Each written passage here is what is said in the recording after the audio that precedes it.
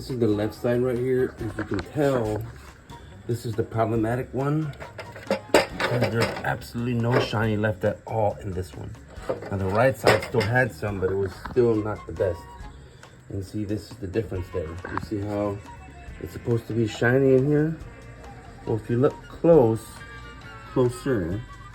you can see there's dull spots around where the bulb is. That's just over time with heat.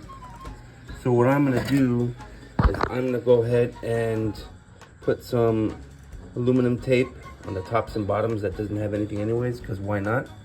And also cover the areas here with some tape and see if that lasts long. I know it's not gonna be as good as this stuff, but at least it'll be close.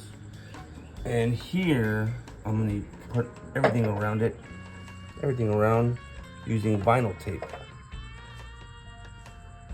I'll let you guys know how it looks afterwards. So the vinyl tape, I will have to use Gorilla Glue on because that is something that's not meant for this project and it doesn't really have an adhesive, but this is the only one in chrome.